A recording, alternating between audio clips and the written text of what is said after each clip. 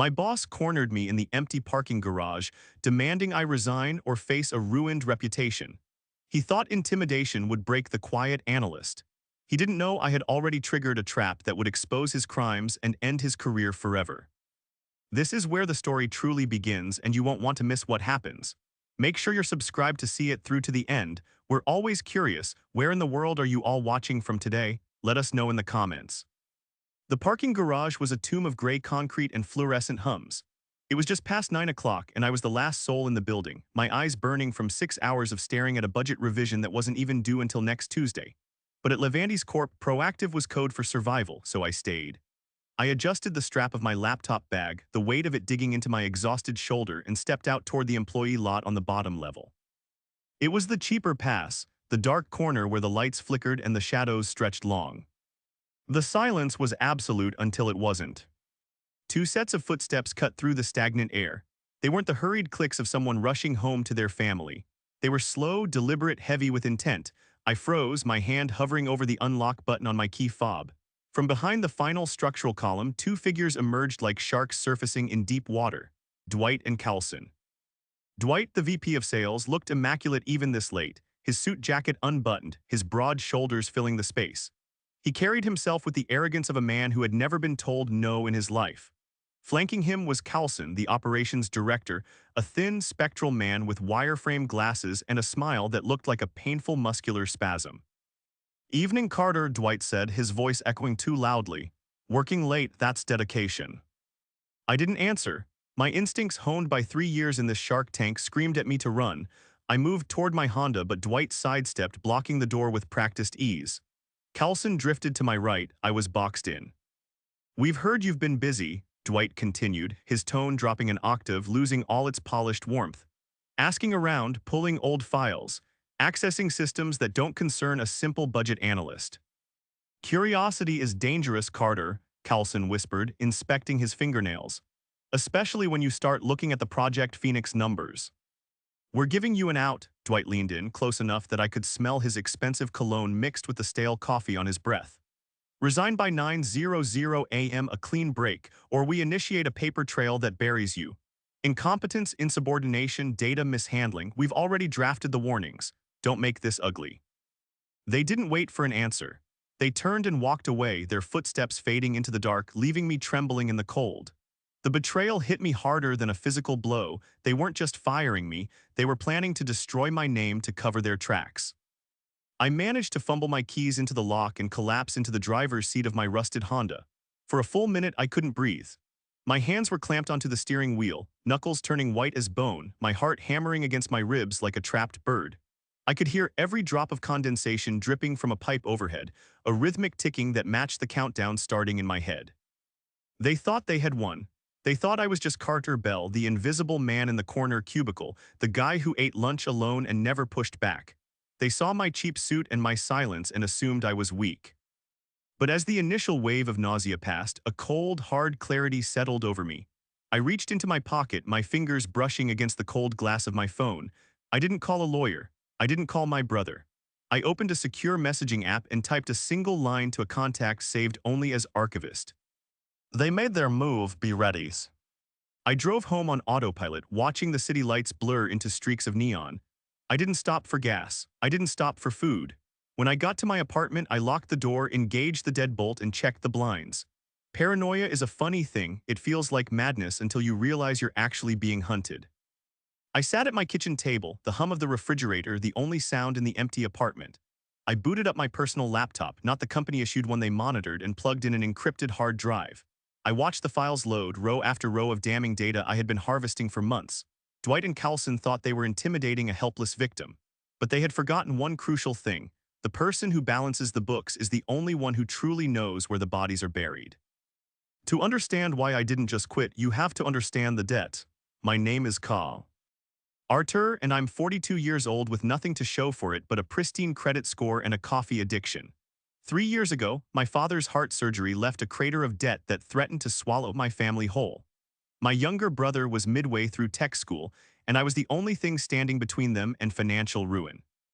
That's why I took the job at Levandy's Corp on the surface.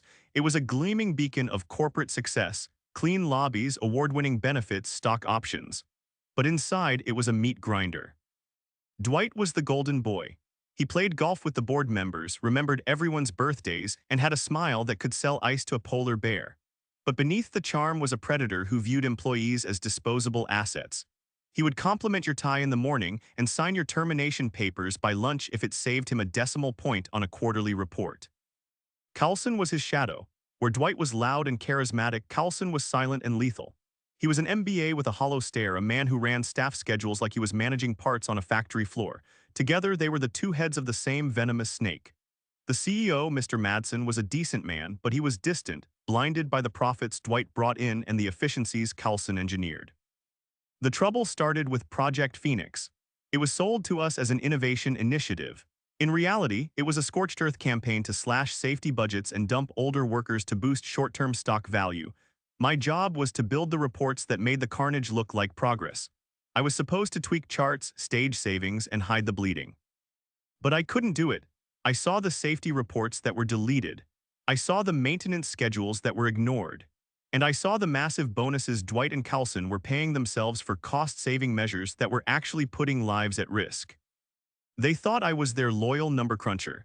They thought I was too desperate for the paycheck to look up from my spreadsheet. They were wrong. I wasn't just counting the money, I was counting their days. I didn't sleep that night. Sleep is for people who have a tomorrow guaranteed. I only had a deadline. Instead, I spent the hours between midnight and 4:00 a.m. finalizing the architecture of my trap. I wasn't just relying on my own spreadsheets anymore. I knew Dwight would claim I had manipulated the numbers, that I was a disgruntled employee cooking the books to save his own skin. I needed independent verification. That was where the archivist came in. He wasn't a spy.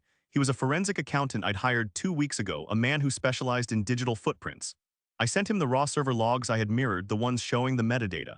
By 4:30 a.m., he sent back a certified affidavit confirming that the alterations to the safety reports had been made using an administrator account tied to Carlson's IP address, specifically during hours when the building was supposedly empty. I had the weapons, now I needed the battlefield. I showered, shaved, and dressed in my best suit. I drove to the office in the pitch black of pre-dawn. Arriving at 5:15 a.m., the parking lot was desolate, a stark contrast to the ambush scene from the night before. Ted, the night security guard, was at the front desk, fighting sleep with a breakfast burrito. "You're here early, Carter," he mumbled, eyeing my badge. "Big day, Ted," I said, sliding a sealed manila envelope across the polished counter. "I need a favor. You owe me for fixing your payroll error last Christmas, right?" He blinked, then nodded slowly. "Yeah, what is this?" "I need you to place these packets on the chairs in the main boardroom. Do it now before the cleaning crew finishes the executive floor. And Ted, don't let anyone see you." He hesitated, sensing the weight of the request, then took the envelope. "You in trouble?" "Not anymore," I said. I went up to my desk, but I didn't log in. Instead, I pulled out my personal phone and sent 5 text messages, not to Dwight, not to Carlson. I texted the personal numbers of the 3 external board members and Mr. Madsen, the CEO. The message was identical: urgent compliance breach regarding Project Phoenix, evidence pending. Boardroom a 7:30 a.m. By 7:15, the executive floor was buzzing with a nervous energy that usually didn't set in until quarterly reviews. I stood at the head of the long mahogany table in Boardroom A, my laptop connected to the projector, the screen currently black. Mr. Madsen was the first to arrive. He looked disheveled, his tie slightly askew, confusion etched deep into his forehead. "Carter, what is this?" I got a text saying. "Please take a seat, sir," I said, my voice steady despite the adrenaline flooding my veins. "We're waiting for the others." One by one, the board members filed in, clutching the packets Ted had distributed. They looked at me with a mix of yance and curiosity. Then at 7:28, the double doors swung open. Dwight strode in, a Starbucks cup in hand, laughing at something he was saying to Carlson over his shoulder. He froze when he saw the room. The laughter died in his throat. Carlson stopped beside him, his eyes darting from Madsen to the board members and finally to me. "What is going on here?" Dwight demanded, his charm evaporating instantly. "We have a sales strategy meeting in 20 minutes. "Sit down, Dwight," Madsen said, his voice low and dangerous. "This is ridiculous," Carlson muttered, but he sat. They both did. They looked at me like I was a dead man walking. Last night I began, breaking the heavy silence. I was given an ultimatum in the parking garage. Resign or be destroyed. Dwight scoffed, leaning back in his chair with feigned relaxation. Carter is under a lot of stress. We were actually discussing a performance improvement plan. He's clearly having some sort of breakdown. Is that so? I hit the spacebar on my laptop. The screen flared to life. It wasn't a spreadsheet. It was a grainy, high-contrast still image from the garage security feed, timestamped 9:08 p.m. It showed Dwight blocking my car door and Carlson standing at my flank. The body language was unmistakable. It was intimidation, pure and simple. You threatened me, I said, meeting Dwight's gaze. But you forgot that while you were watching me, I was watching the numbers. I clicked to the next slide. A complex table appeared, highlighting rows in red. These are the safety inspection reports for the new distribution center, the ones submitted to the state regulators marked passed. And here, I clicked again, bringing up a side-by-side comparison, are the actual engineer reports generated 3 days prior, marked critical failure. The room went deadly silent. This is absurd, Carlson snapped, his face paling rapidly. He stood up, adjusting his glasses with trembling fingers. Those were drafts, theoretical models. Carter doesn't understand the context of executive reporting. He's a budget analyst, not an operations manager. He's twisting data to cover for his own incompetence. Sit down, Carlson, one of the board members said sharply. It's not just reports, I continued, pressing the attack. I anticipated you would claim ignorance or clerical error. That's why I brought receipts. I opened a file folder on the screen labeled the Phoenix Trail. Dwight claimed Project Phoenix saved the company $12 million this quarter. That bonus is currently pending approval for both of them, I said, pointing at the two men who were now sweating visibly. But the savings aren't real. They simply deferred essential maintenance and classified it as capital improvements to move it off the operational budget. It's accounting fraud. You have no proof of intent, Dwight roared, slamming his hand on the table. You're accessing systems above your clearance. Madsen, call security. This man is stealing confidential data. Madsen looked torn. He looked at Dwight, his star performer, and then at me. Carter, these are serious accusations if you obtained this illegally. I didn't steal it, I said calmly. I audited it and I found the ghost entries. I played the ace card. I displayed the digital audit trail provided by the forensic accountant. This log shows a user login at 2:14 a.m. last Saturday, I explained, tracing the line on the screen. It shows the safety rating being manually changed from D to A. The user ID belongs to Carlson, but here is the kicker.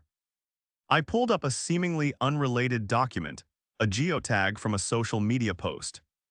At 2:14 a.m. last Saturday, Carlson was at a company retreat in Aspen. He wasn't at his computer. I looked directly at Dwight. But you were in the office, Dwight, using Carlson's login to bypass the dual authorization requirement. I have the badge swipe logs to prove you were the only person in the building. The room erupted. Carlson whipped his head toward Dwight. You used my login. You said you were just reviewing the drafts. Shut up, Dwight hissed, his face turning a violent shade of red. He played you, Carlson, I said, driving the wedge in deep. He set it up so that when this house of cards collapsed, your digital fingerprints would be on the trigger, and he would just be the guy who signed the finalized report. Dwight stood up, knocking his chair over. I am not listening to this. This is a fabrication by a jealous, low-level employee who... Sit down, Dwight, Madsen said. This time he didn't whisper, he shouted, don't you move a muscle. The air in the boardroom was so thick it felt like it had been pressurized. Dwight remained standing, his chest heaving, his eyes darting around the room like a trapped animal looking for a gap in the fence. He adjusted his tie, a nervous tick I had never seen before. This is a massive overreaction, Dwight said, his voice straining. For that old, confident baritone but landing somewhere shrill. We are talking about internal metrics, interpretations of data. Carter is clearly disgruntled because he was passed over for the senior lead role. He's weaponizing standard administrative access to stage a coup. I didn't stage anything, I said, my voice quiet but cutting through the room. And I didn't come alone. I nodded to Mr. Madsen. He pressed a button on the intercom console. Send her in. The heavy oak doors swung open again.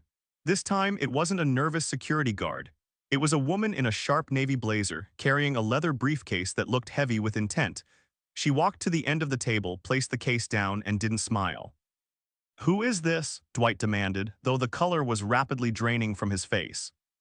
"I'm Teresa Moore," she said, her tone professional and icy.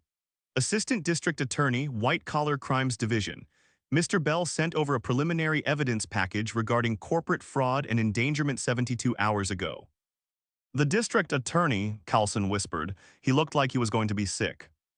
"We normally don't step in on internal disputes," Teresa continued, opening her case. "But when you falsify safety documents for state-regulated machinery to secure executive bonuses, it stops being an HR issue and starts being a criminal one. Fraud, negligence, conspiracy." "You can't prove conspiracy," Dwight snapped, pointing a shaking finger at me.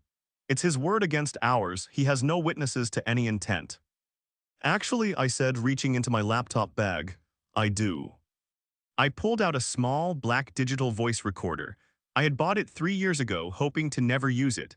I placed it in the center of the polished table. It looked small against the vast expanse of wood, but it was the heaviest thing in the room. I pressed play. The audio was crisp. The acoustics of the concrete parking garage amplified every word. "Resign by 9:00 a.m., or we put in motion a paper trail that buries you. Warnings, records, timestamps, all tied to your login. Don't make this ugly." The silence that followed was absolute. Dwight stared at the recorder as if it were a bomb. Then the dam broke. Carlson stood up so fast his chair tipped over with a crash. "He told me to come. He said it was just a talk." He pointed a trembling finger at Dwight. "I didn't draft the warnings. Dwight did. He has the templates on his private drive. I just wanted the numbers to work." "Shut up, you idiot." Dwight lunged toward him, but Garland, the head of security who had been waiting by the wall, stepped in, blocking him with a massive forearm. "It's over, Dwight," I said. "The loser in the budget department just balanced the books." The unraveling was swift and brutal. Garland stepped forward, his face stone cold. "I'm going to need your badges, both of you, phones and laptops on the table now." Dwight hesitated, his hand hovering over his jacket pocket, looking at Madsen for one last reprieve. But the CEO wouldn't even look at him. He was staring out the window, his jaw set in a line of grim disappointment. Dwight slowly placed his phone on the table. The arrogance was gone, replaced by the hollow look of a man who realizes he is no longer the predator. Carlson was weeping silently as he handed over his laptop. I watched them being escorted out. There were no handcuffs yet, that would come later after Teresa finished her investigation, but the walk to the elevator was a sentence in itself. The entire office watched through the glass walls. The kings of the 13th floor were being marched out by security, stripped of their power, their future, and their dignity. An hour later, I was back at my desk, placing a few personal items into a cardboard box. My old coffee mug, a framed photo of my brother at his graduation. "You don't have to go, you know." I turned. Mr. Madsen was standing in the doorway of my cubicle. He looked tired, aged by the morning's events. "Carlson's position is open," Madsen said. "And frankly, Dwight's is too. You know the systems better than anyone. You found the rot when we couldn't. We need that kind of integrity." It was a tempting offer, a double salary jump, the corner office. The title, it was everything I had thought I wanted when I first started. I looked at the box in my hands, then back at the gleaming, polished office that hid so many sharp edges. "Thank you, sir," I said, "but I can't." "Why not?" "Because the soil is poisoned," I said honestly. "You're a good man, Mr. Madsen, but Dwight and Carlson thrived here for years because the system rewarded them for it. I cleared the weeds, but I don't want to live in the garden." He nodded slowly, accepting the truth of it. "Where will you go?" "I accepted an offer last week," I smiled, the first genuine smile I'd felt in years. "A nonprofit, they need someone to manage their audit compliance. Less money, but I'll sleep at night." I walked out to the parking garage one last time. It was quiet again, but the silence didn't feel menacing anymore. It felt peaceful. I threw my box into the passenger seat of the Honda and sat behind the wheel. My phone buzzed. It was a text from Teresa. "They're turning on each other, full cooperation in exchange for reduced sentencing. It's done." I started the engine. It sputtered, then roared to life. I drove up the ramp out of the concrete tomb and into the bright, blinding sunlight of the afternoon. I didn't look back.